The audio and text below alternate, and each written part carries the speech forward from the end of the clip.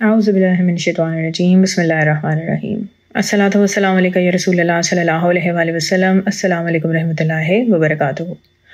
قبیلہ دوسی کے حضرت طفیل بن عمرو رضی اللہ عنہ ہجرت سے قبل ہی اسلام قبول کر چکے تھے، اور ان کا اسلام لانے کا واقعہ ایک بہت ہی عجیب واقعہ ہے۔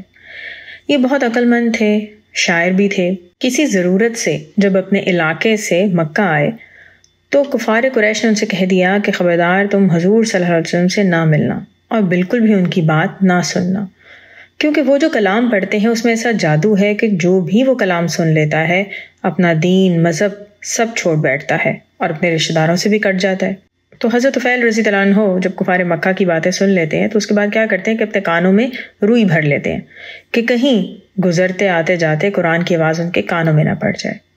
ایک دن یہ کعبہ شریف جب تشریف لے کے جاتے ہیں تو حضور پاک صلی اللہ علیہ وسلم فجر کی نماز میں قرآن کی تلاوت فرما رہے ہوتے ہیں۔ جو ہی قرآن کی آواز ان کے کانوں میں پڑتی ہے تو یہ قرآن کا کلام سنتے ہیں اور حیران رہ جاتے ہیں کہ اس قدر فصیح و بلیغ کلام ہے، اور یوں قرآن کی عظمت ان کے دل پر چھا جاتی ہے۔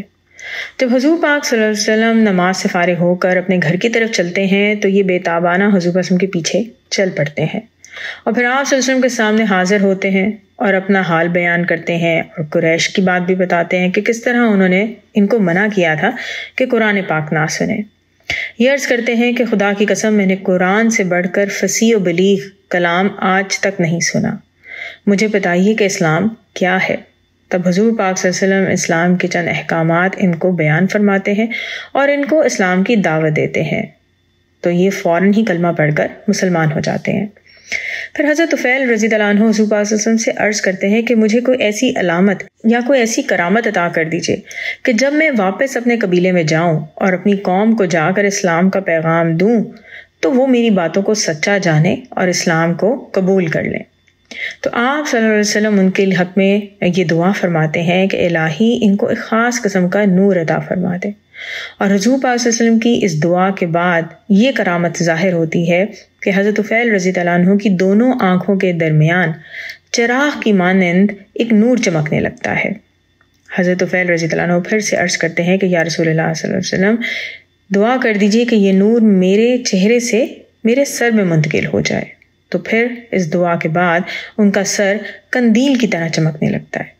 جب یہ اپنے قبیلے میں واپس جاتے ہیں اور اسلام کی دعوت دینے لگتے ہیں تو ان کے ماں باپ اور ان کی بیوی تو اسلام قبول کر لیتے ہیں، مگر ان کی قوم مسلمان نہیں ہوتی، بلکہ الٹا اسلام کی مخالفت کرنے لگ جاتی ہے۔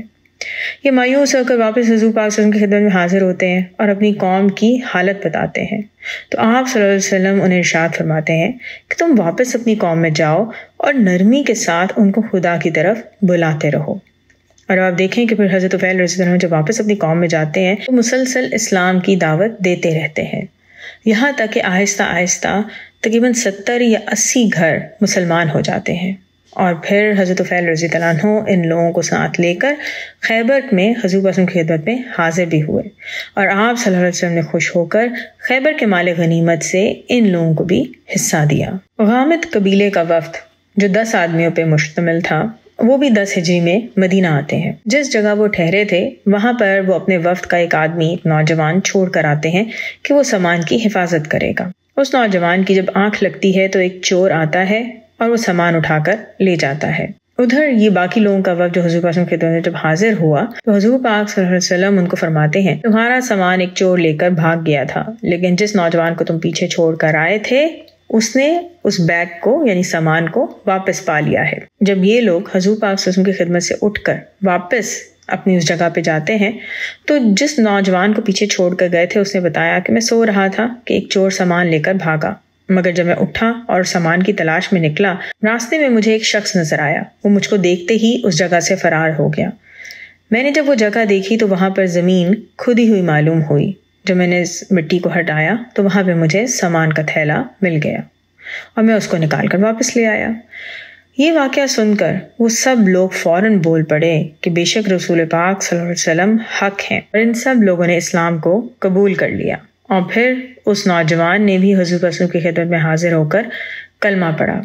حضور پاک صلی اللہ علیہ وسلم نے حضرت ابی بن کعب رضی اللہ عنہ کو حکم دیا کہ جتنے دن بھی یہ لوگ مدینہ میں قیام کریں تو تم ان لوگوں کو قرآن پڑھنا سکھا دو۔ اسی طرح نجران کے علاقے سے ایک وفد حاضر ہوتا ہے. یہ لوگ نصارہ یعنی کرسچن تھے. ان کے اس وفد میں تقریباً 60 کے قریب لوگ تھے، جن میں سے 24 لوگ شرفا اور معززین تھے. 3 شخص ایسے بھی تھے کہ ان کے ہاتھوں میں نجران کے جتنے بھی عیسائی لوگ تھے ان سب کا مذہبی اور قومی نظام تھا. ان لوگوں نے حضور پاک صلی اللہ علیہ وسلم کی خدمت میں حاضر ہو کر آپ صلی اللہ علیہ وسلم سے بہت سے سوالات کیے. حضور پاک صلی اللہ علیہ وسلم نے ان کے تمام سوالوں کے جواب بھی دیے. سوال و جواب کرتے کرتے ایک موقع پر ان لوگوں نے اس بات کی بحث کی کہ یہ ممکن ہی نہیں کہ حضرت عیسیٰ علیہ السلام بغیر باپ کے حضرت مریم علیہ السلام کے بطن سے پیدا ہوئے ہوں. اس موقع پر یہ آیت نازل ہوئی جس کو آیت مباہلہ بھی کہتے ہیں. اس آیت میں اللہ تعالیٰ فرماتے ہیں کہ بے شک حضرت عیسیٰ علیہ السلام کی مثال اللہ کے نزدیک آدم علیہ السلام کی طرح ہے. ان کو مٹی سے بنایا، پھر فرمایا ہو جا، وہ فوراً ہو جاتا ہے. یہ تیرے رب کی طرف سے حق ہے، تم شک کرنے والوں میں سے نہ ہونا. جو تم سے حضرت عیسیٰ علیہ السلام کے بارے میں حجت کریں بعد اس کے کہ تمہیں علم آ چکا تو ان سے فرما دو آؤ ہم بلائیں اپنے بیٹوں کو اور تمہارے بیٹوں کو، اور اپنی عورتوں کو اور تمہاری عورتوں کو، اور اپنی جانوں کو اور تمہاری جانوں کو، پھر ہم گڑ گڑا کر دعا مانگیں اور جھوٹوں پر اللہ کی لعنت ڈالیں. حضور پاک صلی اللہ علیہ وسلم نے اس آیت کے نزول کے بعد ان لوگوں کو مباہلہ کی دعوت دی تو ان نصرانیوں نے یعنی عیسائیوں نے رات بھر کی مہلت مانگی. صبح کے وقت حضور پاک صلی اللہ علیہ وسلم اپنے گھر سے حضرت علی رضی اللہ عنہ، حضرت فاطمہ رضی اللہ عنہ، حضرت حسن اور حسین رضی اللہ عنہ کو ساتھ لے کر مباہلہ کے لیے اپنے گھر سے نکل پڑے. اور مباہلہ کیا تھا کہ جیسے آیت میں کہا تھا کہ اپنے گھر والوں کو لے کر آؤ، وہ بھی اپنے گھر والوں کو لے کر آئیں اور پھر یہ کہا جائے کہ جھوٹے پر خدا کی لعنت ہو. تو ان عیسائیوں نے جو نجران کے علاقے سے آئے تھے انہوں نے یہ مباہلہ کرنے سے انکار کر دیا اور انہوں نے اس بات کا وعدہ کیا کہ وہ جزیہ دیں گے اور حضور پاک صلی اللہ علیہ وسلم سے صلح کر لی. اب آپ دیکھیں کہ اگر یہ لوگ سچے ہوتے تو مباہلہ کرتے. یہ بھی جانتے تھے کہ یہ جھوٹے ہیں. حضور پاک صلی اللہ علیہ وسلم اللہ کے آخری رسول ہیں اور آپ صلی اللہ علیہ وسلم سچ فرما رہے ہیں، لیکن سچ کو قبول کرنے سے، اسلام کو قبول کرنے سے کیا ان کے آڑے آیا؟ ان کی آنا کہ ہمیں جھکنا پڑے گا، ہمیں ماننا پڑے گا کہ ہاں ہم غلط کہتے ہیں، ہم شرک کرتے ہیں. اسی وجہ سے تو انہوں نے مباہلہ نہیں کیا، ورنہ انہیں معلوم تھا کہ اگر مباہلہ کرتے تو ان پر خدا کی لعنت ہونی تھی. اس لعنت کے عذاب سے ڈر کے ہی انہوں نے حضور پاک صلی اللہ علیہ وسلم سے صلح کی اور کہا کہ ہم جزیہ دیں گے. اور جزیہ کیا ہے؟ جزیہ وہ رقم ہے جو کہ غیر مسلم لوگ اپنے علاقے کی مسلمان حکومت کو دیتے ہیں، اس مقصد سے کہ اس رقم کے بدلے مسلمان حکمران ان غیر مسلموں کو اپنے مذہب کی پیروی جو ہے وہ آزادانہ طریقے سے کرنے دیں گے، ان کے مال اور جان کی حفاظت بھی کریں گے ان تمام بیرونی حملوں سے کہ جن سے ان غیر مسلموں کو خدشہ ہو سکتا ہے.